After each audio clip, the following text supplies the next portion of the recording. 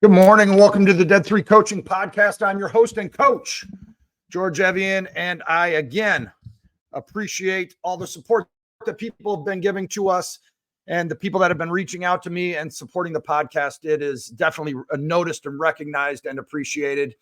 And I'm just going to say this again. I don't know if I'll say this every time we kick off an episode, but we are on chapter 1. We're on chapter 1, page 23.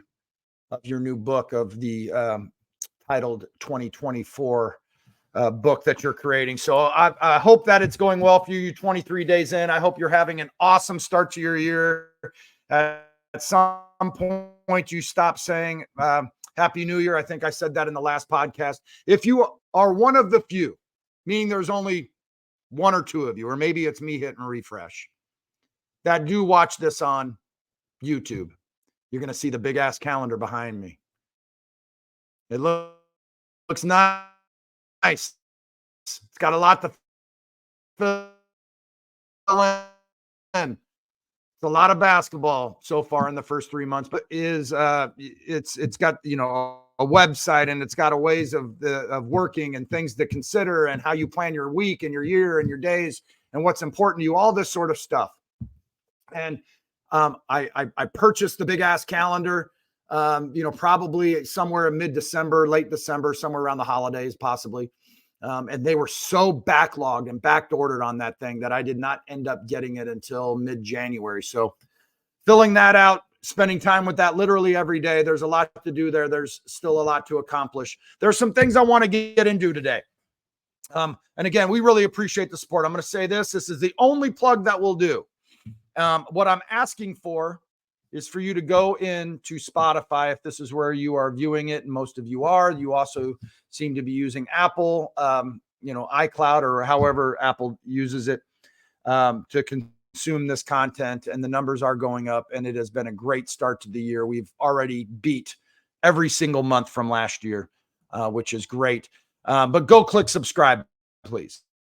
There's a subscribe button. There's a follow button. There's a I like button, whatever it is. I think in Spotify it is follow. So please go click that button. Do me that favor. It takes you a minute just to click that button or tap that button. And it really does help me out and grows the audience quite a bit. That's the only thing I'm really asking of you as we get going. So we're going to start.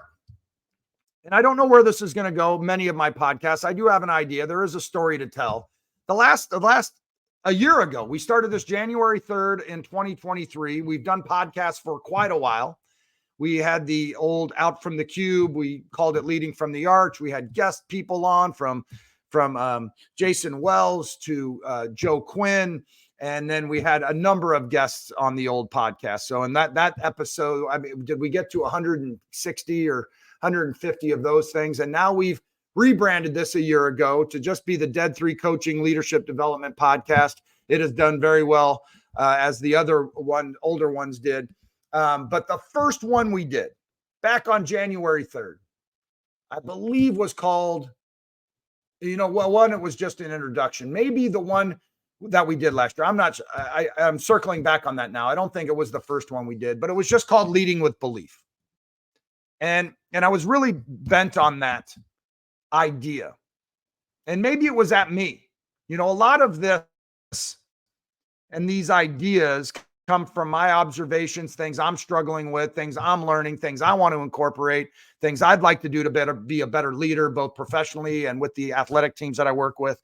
So I'm always on this introspective and becoming more self-aware of what I'm doing, where I'm at, and how I can be better. But really, and I just want the teams I work with, professionally and off hours with athletes, to literally have the best experience they could possibly have and to be the best they could possibly be.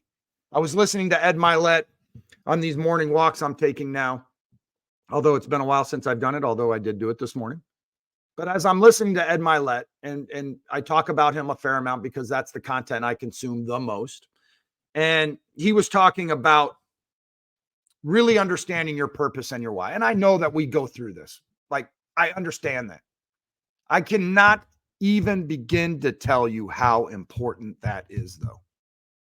Your purpose and your why and what I can't even begin to tell you how important understanding that is and being absolute, have absolute self-awareness in your purpose and your why. And I know those are buzzwords, and I know Simon Sinek in the book, it all starts with your why. And I just know that maybe we get crushed with that so much that it's just garbage now and that we don't even pay notice to it. But I've had so many conversations over the last week where the word and phrase and objective of why has bubbled up, and purpose.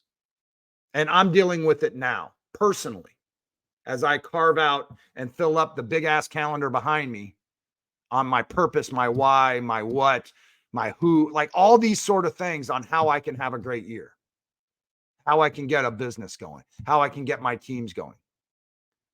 I was with, but to circle back to the Ed Mylett thing, that he was talking about the why and the purpose and all this stuff that you all know about, but needs more attention.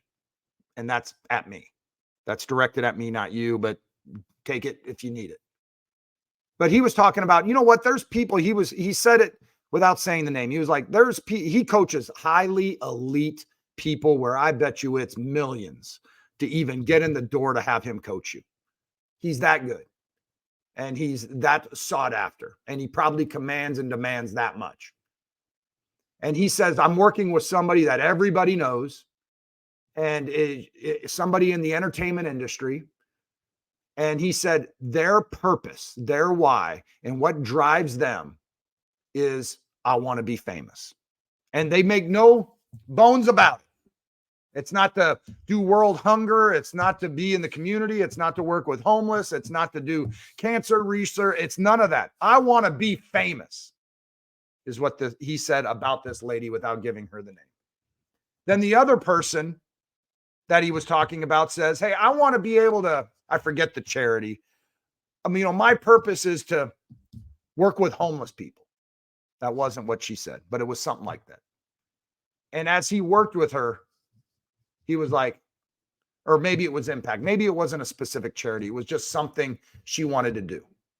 Impact, contribution in certain areas, whatever it is. But as he worked with her, he cornered her and he was like, listen, I understand. Yeah, you're disguising it as this, but really your why is to be famous. And this was a totally separate person. But what he acknowledged about those people is it's okay. It's okay to have those as a why. Don't shy away from it. Own it. There are going to be people out there that say, hey, you're doing this for the wrong reasons, etc. But you've got to know your why and why you're moving forward and all that. And I bring that up because I'm sitting around saying with these teams I work with and starting to figure out my why and all that. And I've brought it up on this podcast before. Like, I just want to have an impact. I was with a team today that is just getting to know me. I was very upfront with them. And I said, I want this team, this group, these individuals to literally be the best in the entire company.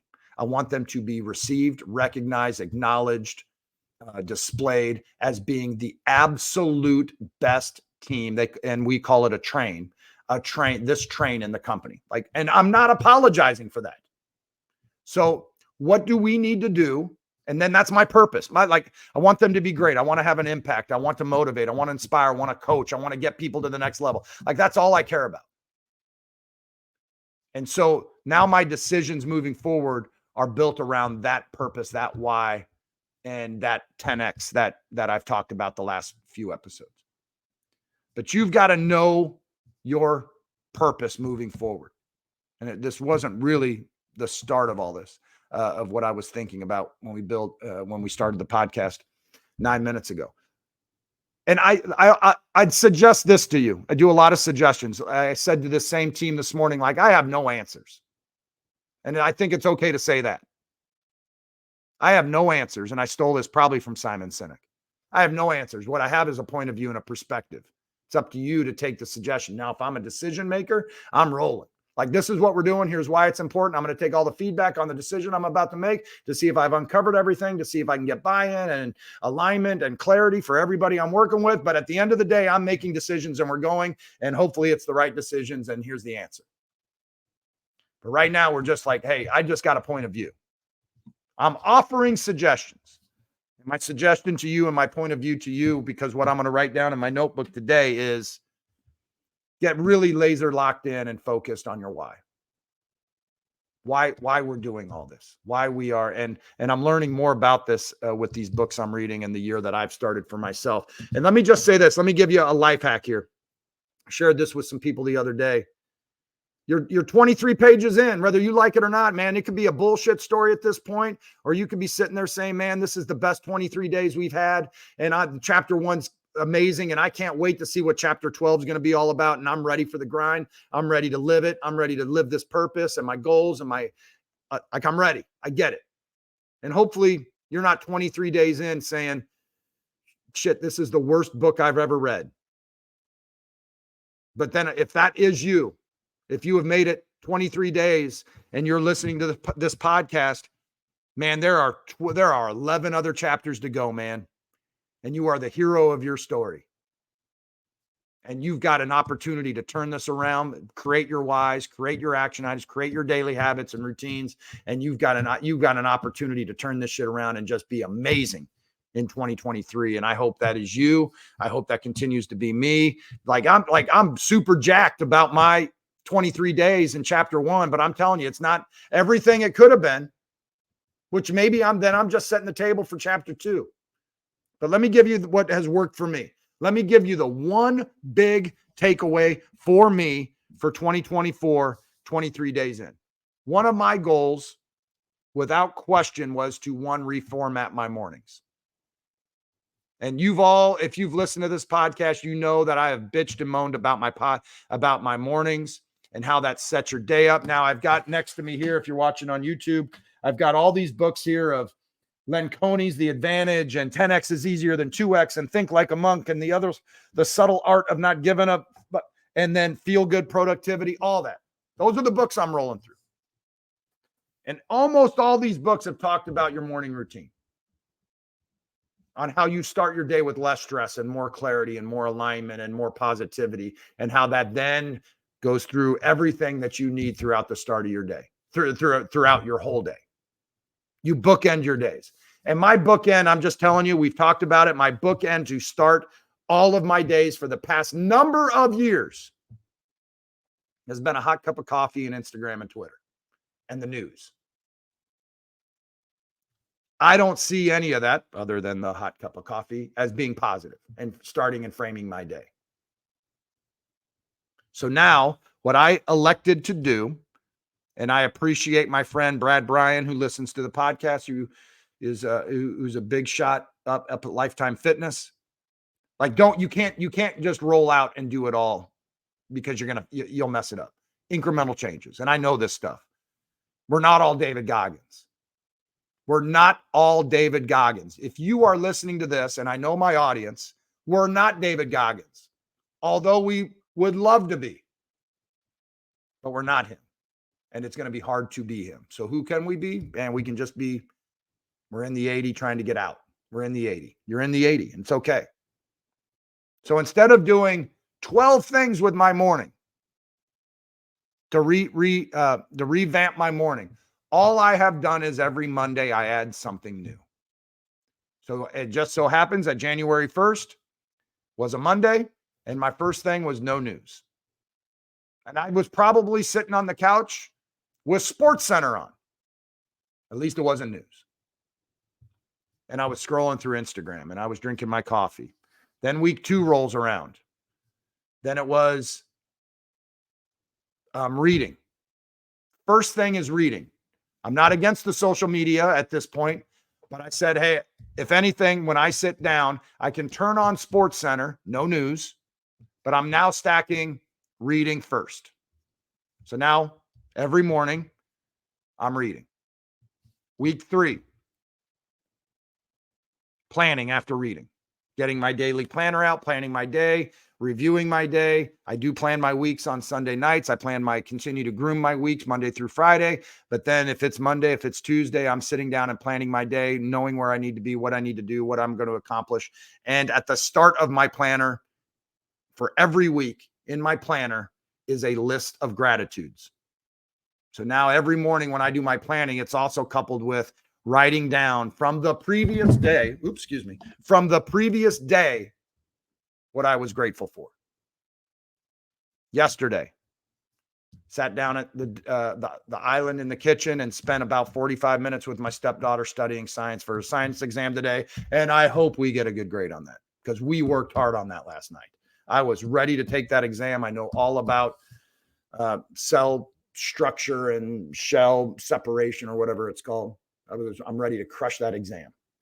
So hopefully she is as well. So that was what I was grateful for. We got to spend time together while my wife cooked. My daughter and I, stepdaughter and I, we crammed for a science exam. I'm grateful for that. I'm grateful for that experience and for that opportunity and super grateful for it. So now, but I say this because now I'm revamping my whole thing for the first quarter, Q1, was to have a great morning. So we're talking about breathing. Like I'm just telling you what's on my to-do list as it relates to my mornings.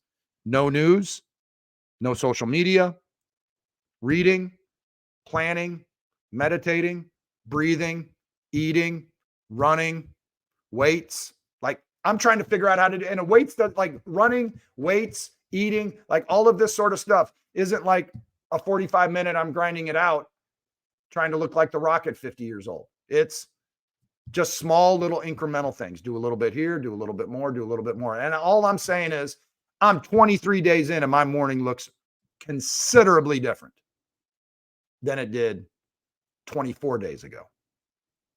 And it looks better than it did a week ago. And I'm starting to feel good about it. And my mornings are now parlaying me into a great day. So here's the life hack though. All that, like I'd encourage you to consider that. That's just what I'm doing. The second thing, and what I'm trying to figure out is how from 5 to 7 a.m. looks different. 2 hours or 4 to 6. I'm just trying to figure out how the first 2 hours of my day looks different and better and how I can stack my great mornings into great days, into a great chapter, into a great book of 2024. So here's my life hack though. This is one thing I have done that has been absolutely significant over the last 23 days. And then I'm going to get into my story and the whole purpose of this, although it'll be really short. We won't get through our 5 bullet points here, but let me just tell you what I've done that is significant. I wanted to read. I wanted to start getting through these books. I wanted, I'm the king of like 10 pages a day, 10 pages a day. Well, a 200, 300, 400 page book's going to take me forever to get through it, 10 pages a day. And I'm like, what am I doing? One book every month and a half? Like that wasn't good enough for me. I wanted to knock this stuff out, create momentum, get these things done, get as much content and knowledge as I can from these books and have great internal conversations about the content of these books with myself and how I can then position them to myself, to my family, to my work so I can get better. So I started with The Advantage by Leonard Coney, and I was rolling through this, and just being honest, I started that book in November and it still wasn't done. So then I listened to a podcast on my morning walk from Ed Mylett, and he interviewed a guy I've talked about before named Dr. Benjamin Hardy. And I was fascinated by this guy and his PhD work and everything he's done in studying how to 10x your goals and 10x your life, and to go from accomplishing simple goals that we can all knock out in 1 year to 10xing it, to go from 100,000 to 1 million. But as I was listening to the podcast, I started listening to his own podcast. And what he said in his own podcast, it was a short podcast, 15 minutes. And I was going on my walk, and I was, here in the St. Louis area, St. Charles area. And he said something that caught my eye. It was a podcast that said, his reading routine or something like that.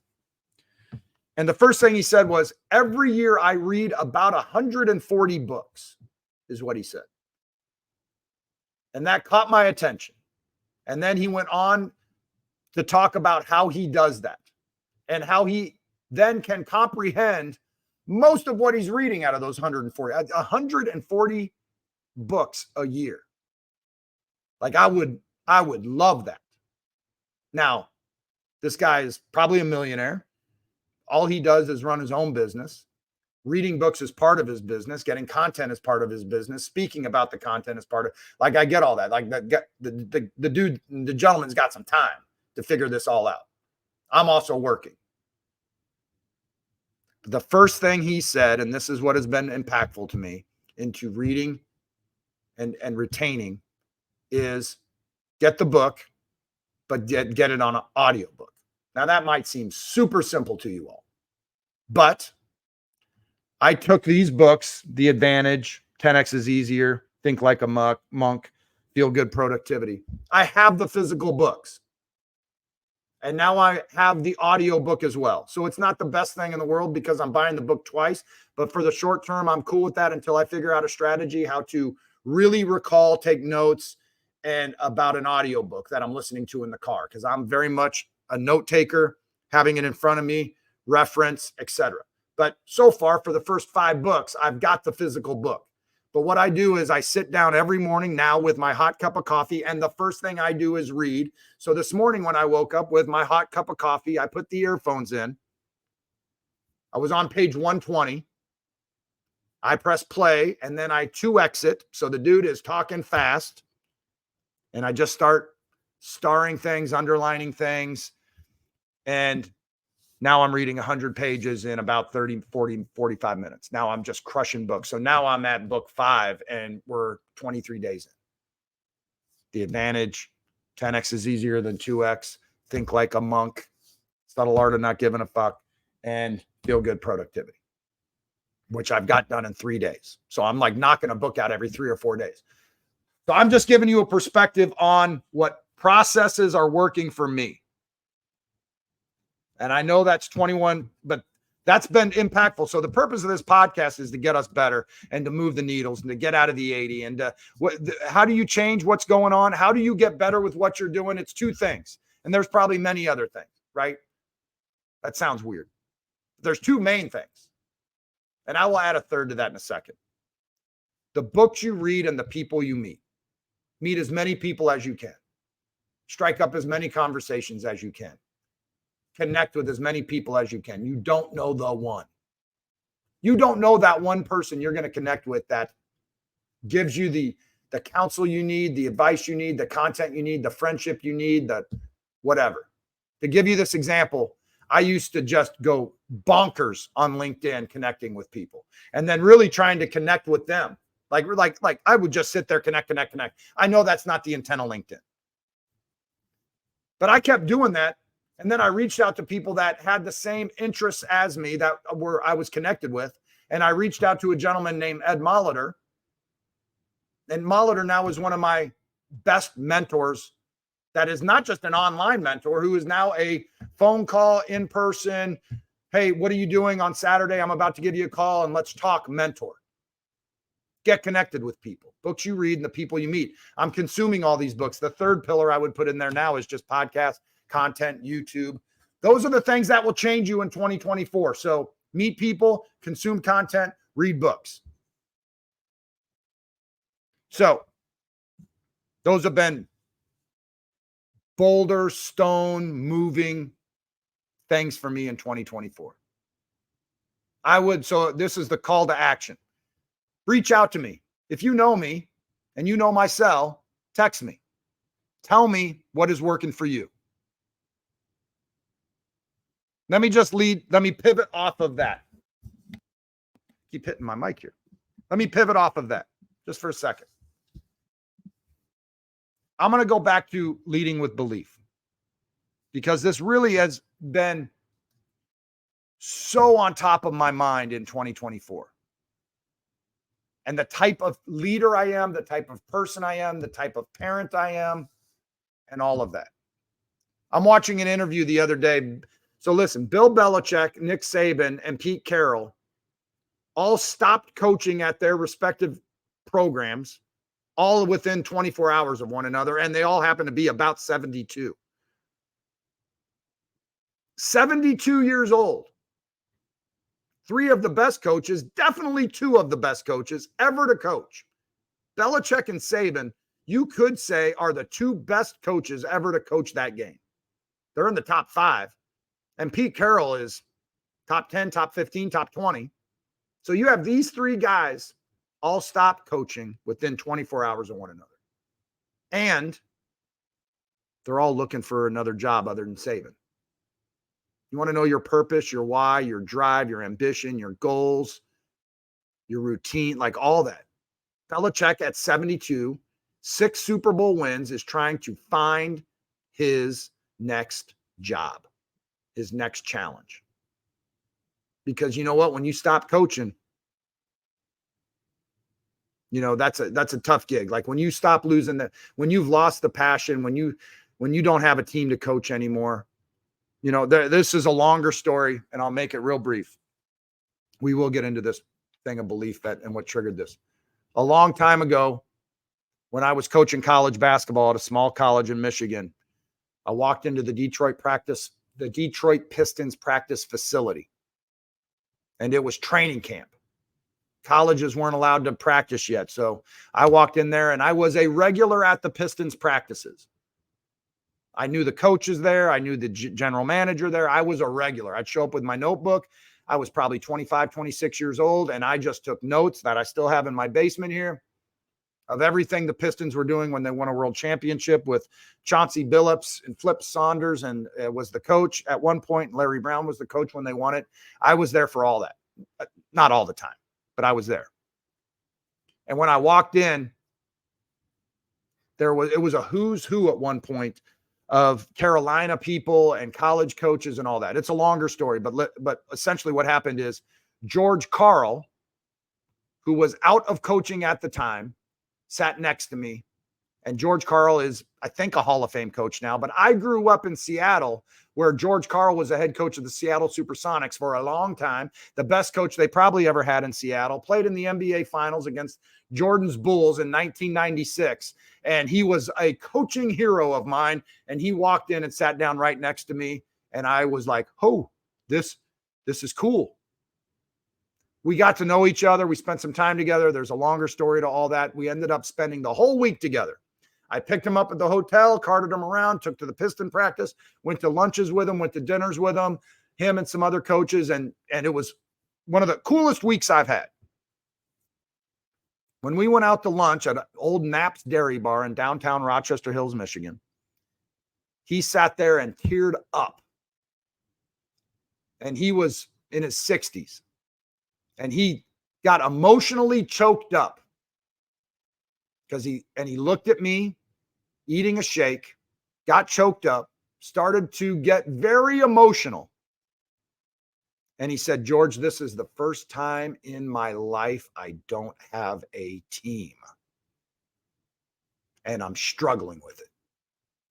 And that impacted me to this day, 25 years later, that I still recall that story. And I bring that up because Belichick, Saban, Pete Carroll don't have a team for the first time in a long time. And that is difficult. And Belichick and Carroll are hunting for their next team, because not being a part of it, not coaching, not leading, not improving, not compete, like all that, people struggle with.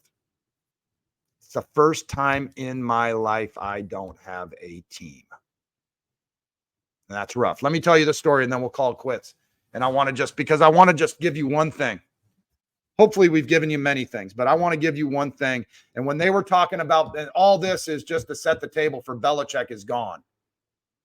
And I don't believe this to be an interview that has happened recently, but I believe it to be an interview after Tom Brady had left New England, and maybe after he had retired. But they asked Tom Brady about Bill Belichick. He got emotional. And he said, listen, and I'm not going to get this exactly right, but you'll understand the point of what he was saying. But he essentially said he's everything. He being Belichick, and Tom Brady saying this, Tom Brady said he came into the league at the same time I came into the league. I was a 6th-round draft pick. He was fighting to survive. He was going to be fighting to survive in the league. He needed a quarterback. He was trying to build the program and all that. And essentially what he said was, I got drafted as a 6th round, but I had a guy that believed in me. He said, I got into the right environment with the right coach, with the right coordinators, with the right owner. I got into the perfect scenario, but more than anything, that guy, Belichick, believed in me. And then he needed me because Bledsoe went down in an injury, and Brady went from like 4th string to third string, the second string, to being the backup, being the second string, to now starting and then winning a Super Bowl and then being the guy. But he said at the end of the day, he is everything to me because I got into the right situation with somebody that believed in me. And he said, if I had gone to any other program, you may not ever know who Tom Brady is. And he said that. He got into the right environment, the right situation with a coach that believed in him. And he said, if I had gone anywhere else, now you could say, maybe he would say that he is Tom Brady with the work habits, with the routine, with the competitiveness, with the chip on his shoulder being a 6th round, that no matter where I went, I was going to kill it. But he actually had the coach. He had all of that in him, but he also had a coach that believed in him. So what if you roll to an organization where they don't believe in you? They don't think you. What if you have all that chip on a shoulder, skill, routine, habits, confidence, work ethic, work desire, work habits, all that, but they don't believe in you and they never believe in you? Start losing that purpose, that why, that ambition, that desire, those goals, and you got to find another place. All I'm saying with all of this is be the leaders that believe. Be the leaders that know the sacrifice that your team, athletically or not, is putting in to be great. Acknowledge, recognize it, continue to focus them on their why. Everything you're doing, hey, right now, we don't need X, Y, and Z. I know you're not contributing at the level that you want to contribute, but the opportunity is going to come. And when that opportunity is there, you will be ready. I believe in you. You're not a 6th-round pick. Everybody jack this up. And we're going to fix it, and you're going to be great, and I believe in you, and I know all the work you're putting in. It's not that it's not important. It is developing you. It is hardening you. You will be ready. Like, what's it take to do that? Now, if you're a knucklehead, and if you're not working hard, and if you don't have goals and ambitions and dreams and desires, and you're just sitting there saying, hey, give me the opportunity and I'll show you my work. Coaches will say, you show me the work and we'll create the opportunities. That's what Brady did. But he had the coach that believed in him. You would not know who Tom Brady is had he not landed with Bill Belichick. That is a professional example. That is a professional call to you all with your professional teams. Believe in your people. That is a call to you athletically as athletic leaders. Guarantee you have a Tom Brady in your program. Now, 6 Super Bowls, whatever it is, I understand, right? But you have somebody that has greatness in them. That may be a freshman, may be grinding, may need you to just sit there and put your arm around him and say, man, I believe in you. You are great. And just keep grinding. And I believe in you. I believe in you. I believe in you. We've talked about belief for a while now. We're going to wrap this up in about a minute and a half. But what's the first thing Ted Lasso did? The first thing Ted Lasso did was put that sign on the wall that says, I believe. I believe in myself. I believe in you. I believe in the process. I believe in the practices. I believe in the drills. I believe in our habits. I believe in our vision. I believe in our ownership. I believe in it all. And let's go. And then to quote Ben Newman, and now we go. And now we go. So listen, I know we covered a lot here. I didn't think I would spend that much time on the year that has started for me, but I'm telling you, I think the things in there that have been gold for me, hopefully will be gold for you. I would, if I could encourage you one, and I don't know, like only you can answer this. So it'd be me encouraging you, but you may not need this. Man, figure out how to start your mornings. Figure out how to start the engine every morning. Figure out what you need to set the table on the day that you can and need to have. And then reframe it. My buddy Ed Mylett that I mentioned earlier that I met on LinkedIn, who is now a personal mentor of mine, and and his content continues to motivate and inspire me. I saw something he posted the other day where he was speaking to a large group of executives, and he was talking about morning routines. And he said, if the first thing you do every morning is grab your phone then you're going to have a rough day. And he didn't say it that way, but you're going to have a rough day. Because there's nothing but, now I'm holding my phone up, there's nothing that starts your day with this. You immediately get on somebody else's schedule. You immediately get on the negativity that is out there on social media, answering emails, looking at your work schedule, instead of sitting there in the morning saying, I'm going to own the next 2 hours. I'm going to set my day up for what I want it to be.